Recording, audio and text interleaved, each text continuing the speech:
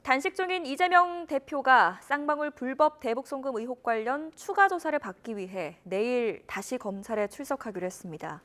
민주당 내에서는 검찰권 남용이라는 성토가 이어졌고 국민의힘은 구속영장 청구를 미루려는 단식 꼼수는 더는 안 된다며 이 대표를 압박했습니다. 손효정 기자입니다. 지난 9일 5번째 소환 조사 이후 추가 출석 여부를 놓고 검찰과 신경전을 벌이던 이재명 대표가 검찰 요구를 전격 수용했습니다. 내일 오후 1시 반 또 청사로 나가 조사받기로 한 겁니다.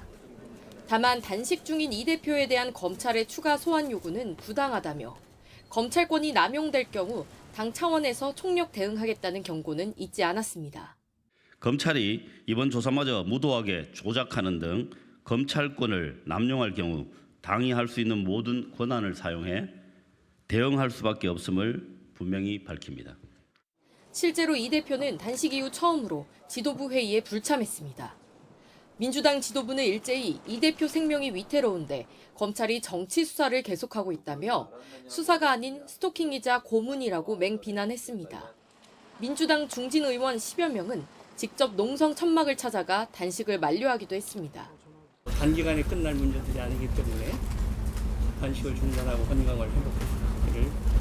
정권의 관심은 오로지 폭력적인 권력 행사 그 자체에 있는 것 같고.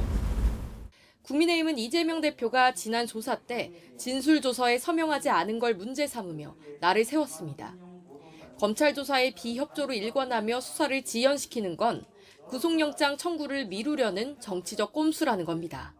단식으로 유리한 고지를 선점하고 민주투사 코스프레로 자신의 부끄러운 혐의를 포장하며 사법 시스템을 모욕 주는 것이 이재명 대표가 약속한 당당한 태도라면 한마디로 이 대표의 단식은 불체포 특권 포기 선언을 번복하기 위한 명분 쌓기라는 게 여당의 시각입니다.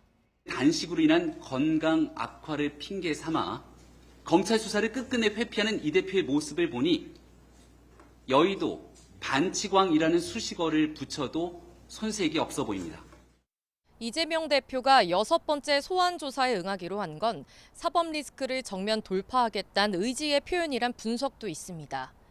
하지만 검찰 역시 결국 구속영장 카드를 내놓을 거란 전망이 우세해 앞으로 체포한 표결을 둘러싸고 정치권의 파장도 불가피해 보입니다. YTN 손효정입니다.